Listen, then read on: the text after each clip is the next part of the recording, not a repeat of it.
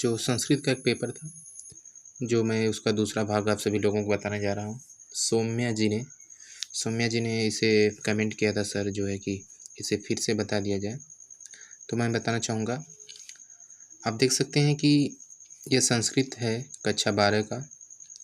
समय 3 घंटे 15 मिनट पूर्णांक 100 है। निर्देश क्या दिया गया है? प्रारंभ के 15 मिनट परीक्षार्थियों को प्रश्न पत्र पढ़ने के लिए निर्धारित है। तो दिया पहला प्रश्न है कि प्रारंभ के 15 मिनट आप लोग पढ़ लेंगे अपने पेपर को, उसके बाद जो है देंगे।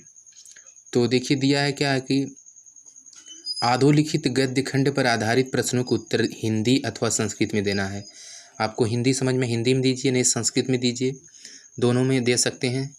देखिए लिखा क्या है कि देवी यद्देवम उत्सृज्य कोपम प्रसीद नाहर्षि कामापराधि देवम दूषितुम अनाराधित प्रसन्नेन कुसुम सरेण भगवता ते वरः दत्तः का चात्र गुरुजन वक्तव्यता कति वा कथयामि ते या स्वयं वृतवत्य पतीन यदि च नैवम अनर्थक एव तर्हि धर्मशास्त्रोपदिष्ट स्वयंवर विध तत्प्रसीद संदेशय प्रेषय मामयामि आनयामि ते हृदय तिथिम। अब इसमें पीटीओ पन्ना पलट के देख लिया जाए। देखिए लिखा है कि उपयुक्त गद्यांश की, लिखा है ना आपके सामने, आप देख सकते हैं उपयुक्त गद्यांश की पुस्तक और लेखक का नाम बताना है। फिर दिया दूसरा रेखांकित पंक्ति का हिंदी में अनुवाद करना है, और फिर यहाँ पे प्रश्न दिया है उसे हम उत्तर देना। तो चलिए मैं आपको डीपली बताता हूँ, हल करके बताता हूँ। जैसा कि आप देख सकते हैं कि उपयुक्त गद्यांश पुस्तक और लेखक का नाम बताना है।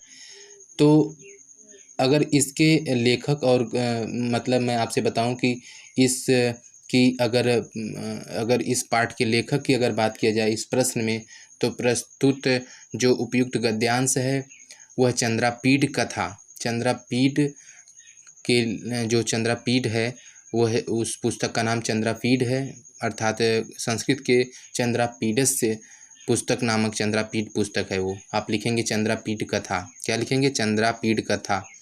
आपको मैं यहाँ पे लिख के भी बता देता हूँ, अगर आपको लिखने में दिक्कत है तो आप यहाँ पे उसका नाम लिख लेंगे। उसका नाम क्या है? चंद्रापीठ कथा।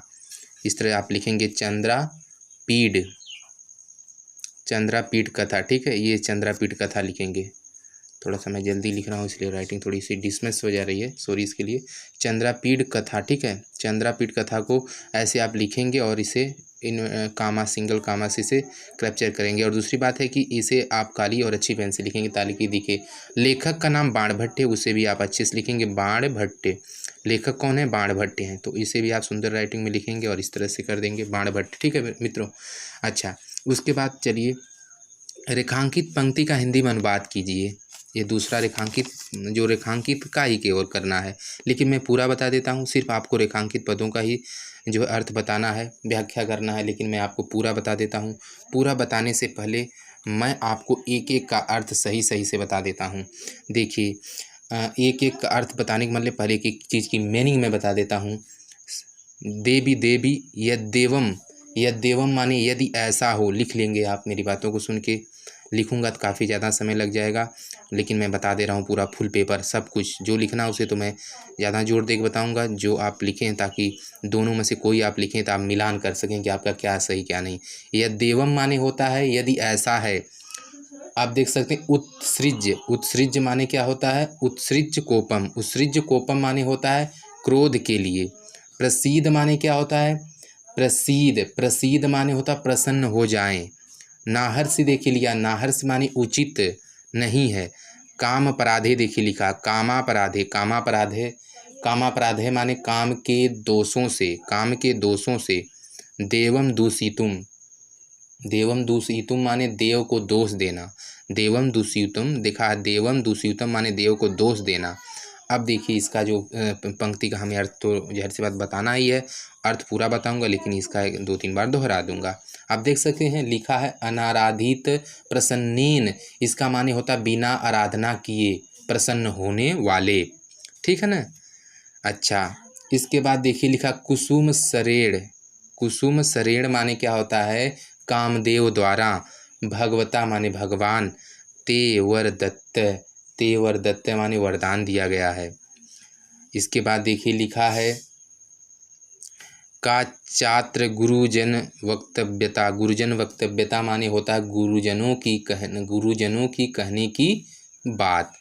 कविवा, कविवा माने कितनी, कविवा माने कितनी।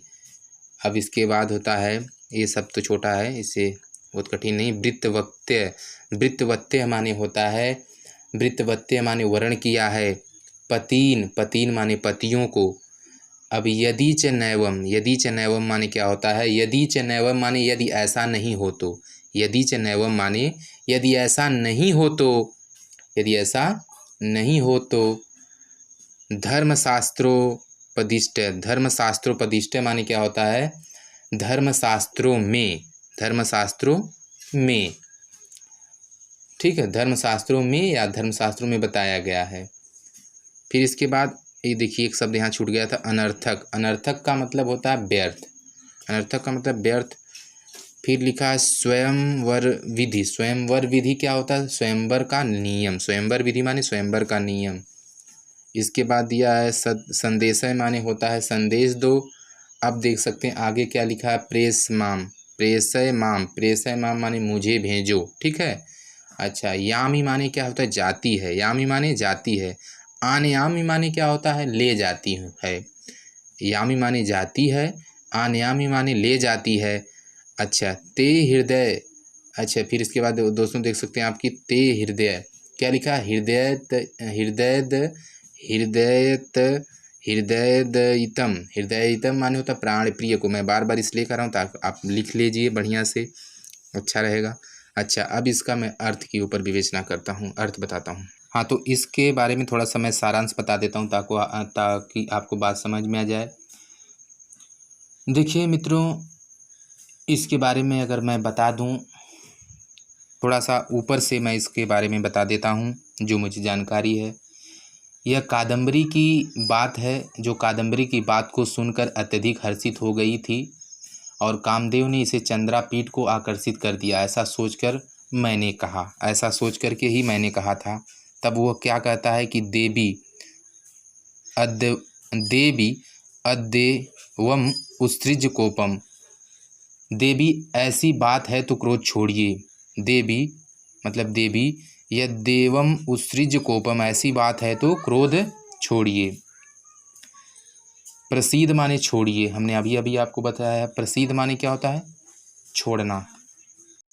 नहीं, प्रसीद माने नहीं, प्रसीद माने प्रसन्न होना, मैंने आपको बताया है, छोड़ना नहीं। प्रसीद माने प्रसन्न होना। देवी यद्देवम उत्सृज प्रसीद, यानी कि देवी यदि ऐसी बात है तो क्रोध छोड़िए।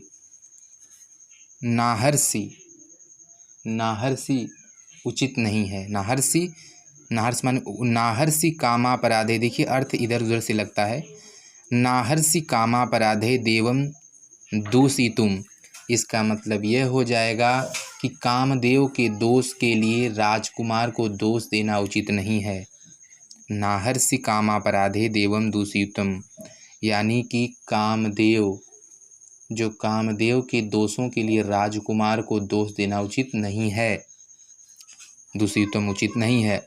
अब इसकी ही हम लोगों को तो उत्तर लिखना, अब इसका नहीं लिखना रहेगा आपको, जहाँ ये अंडरलाइन किया हुआ है ना, यानी कि इसको कह सकते हैं दूसरी बातों में कि जो यह पेपर में आपके दिया होगा, देख लीजिए ध्यान से। देखिए लिखा है कि रेखांकित, हाँ रेखांकित अंश की व्याख्या आपको करना है। ये चीज़ आपको ध्यान रखना है ना कि रेखांकित अंश की ही क्या करना, आपको व्याख्या करना। ये इंपॉर्टेंट है, इसको ध्यान से देखिएगा। अनाराधित प्रसन्नेन कुसुम सरेण भगवता तेवर दत्त, इसका मतलब ये हो जाएगा कि आराधना के बिना ही प्रसन्न भगवान कामदेव ने आपको वरदान दिया है। एक बार फिर से देख लीजिए। अनाराधिपत प्रसन्नेन कुसुम सरेण भगवता तेवर दत्त, आराधना के बिना ही प्रसन्न भगवान कामदेव ने आपको वरदान दिया है, आपको वरदान दिया है, ठीक है। का चात्र गुरुजनन वक्तव्यता, का चात्र गुरुजन वक्तव्यता। अब इसके मतलब देखिए, कहने का मतलब यह है कि बिना अपराध के ही जो कामदेव तुम्हें वरदान दिया, इसमें गुरुजनों के कहने की बात क्या है? का चात्र गुरुजन वक्तव्यता, का चात्र मतलब कि इसमें गुरुजनों की, इसमें जो है कि इसमें गुरुजनों के कहने की बात क्या है? इसमें गुरुजनों की कहने की बात क्या है? आगे इसमें गुरुजनों की कहने की क्या बात है? इसमें गुरुजनों की कति वा कथयामि ते या स्वयं वृत्तवत्य पतीन। इसका मतलब यह हो जाएगा कि इस प्रकार कहने वाली मुझसे उनसे फिर कहा यदि च नैवम अनर्थक एवं तर्हि धर्मशास्त्रोपदिष्ट स्वयं वर विधि। यानी इसका मतलब यह हो जाएगा कि पत्र लिखे तुम मेरे हृदय से अनभिज्ञ हो, तुम मेरे हृदय से अनभिज्ञ हो, तुम मेरे हृदय से अनभिज्ञ हो, तुम्हारे गहरे प्रेम को जानती हूँ, तुम्हारे गहरे प्रेम को जानती हूँ। या यदि च नैवम अनर्थक एवं तर्हि धर्मशास्त्रोपदिष्ट स्वयंवर विधि। या इसकी मतलब मैं कितनी कुमारियों को बताऊं जिन्होंने स्वयं को अपने पतियों को वरण किया है, जो स्वयं को अपने पतियों को वरण किया। स्वयंवर विधि लिखा, स्वयं को यानी स्वयंवर विधि से, यानी स्वयंवर का मतलब होता है स्वयं से अपने पति को वर चुनना को स्वयंवर कहा जाता है। अच्छा, इसके बाद तद प्रसिद्ध। अब तद प्रसिद्ध से देखिए, अर्थ को ध्यान से देखिए। तद प्रसिद्ध से आप अर्थ को देखेंगे, मैंने बताया है। तद प्रसिद्ध से आपको देखना, तद प्रसिद्ध यानी यदि ऐसा नहीं है, तद प्रसिद्ध यदि ऐसा नहीं है तो संदेशय प्रेषय माम,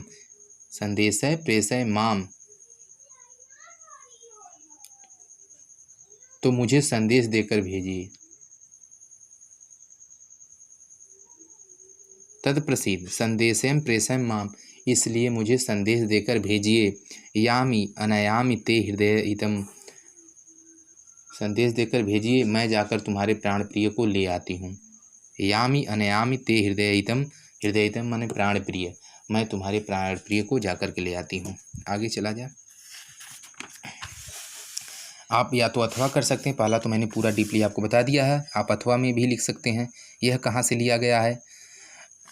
किताबों में से आपको मिल जाएगा। अगर आप राजीव का पढ़ रहे हैं तो राजीव में ये जो मैं आपको अर्थ बताया हूँ किताबों में भी मिलेगा। 48 पृष्ठ पे आप जाके देख सकते हैं, ऊपर वाला 48 पृष्ठ पे जाके देख सकते हैं। और इसका जो है मैं आपको बताने जा रहा हूँ वह 63 पृष्ठ पे आपको मिल जाएगा। चलिए इसका विश्लेषण कर दिया जाए आपको। मैं देखिए, अहम माने मैं, तुम, तुम। वदंतमपि माने क्या होता है? वदंतमप माने बोलने वाले को। किसिदपि, किंचिदपि लिखा, किंचिदपि माने होता है कुछ भी। अपृष्ठवा माने बिना पूछे, ठीक है। अन्यंत माने होता है दूसरी जगह।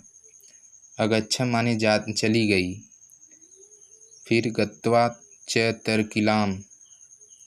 तरकिलाम आहूई, तरकिलाम और विक्राम कोई कठिन नहीं। आहूई माने होता है बुलाकर। अब्रवम माने होता है कहा। फिर ठीक ना, इसके बाद देखिए अवलोकयत, अभी